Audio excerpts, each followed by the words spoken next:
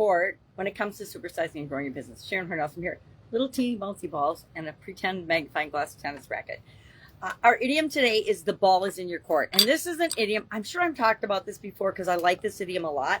I used to play tennis until I couldn't see anymore. And I don't know about you, but I tried to play tennis for about a decade when I couldn't see out of my one eye. My left eye went first in terms of losing my vision. And so I literally tried for a decade, different times, to adjust my lack of depth perception and play tennis. But I finally resigned myself to not being a tennis player anymore and just let it go, which was hard. Obviously, it took me 10 years to do it. So the ball is in your court. What does it mean? Where does it come from? And how could we use it to supersize and grow our business? Now, I will personally contend that when it comes to building and growing and supersizing your business, the ball is always in your court. It's always up to you to decide what action you're going to take based on the circumstances and the situation and what's going on around you. We all got a big dose of that during COVID when the pandemic shut down the vast majority of our businesses, and we had to figure out what we were going to do. The ball was in our court, meaning it was our responsibility to figure out what action we were going to take. Now, this idiom comes from, of course, one of the sports and games that I actually really still love, even though I don't participate personally in it anymore, and that is tennis. There is some debate about it coming from basketball, but more experts believe it came from the game of tennis than from basketball.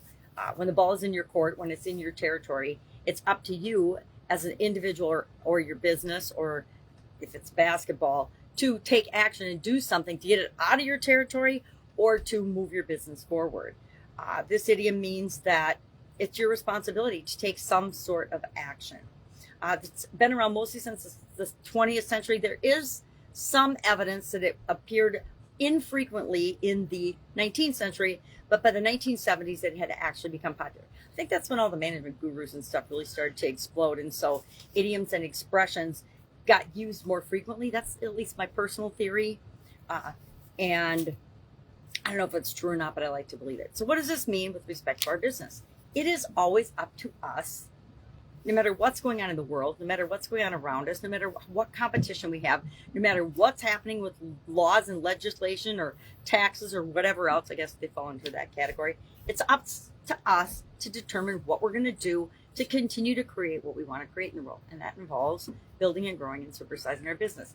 What is the next thing we need? One of my favorite questions is, what is the next thing we need to do in order to move to the next level, to take the next step, to continue growing and improving our business so that we can grow and supersize and have a positive impact on the world.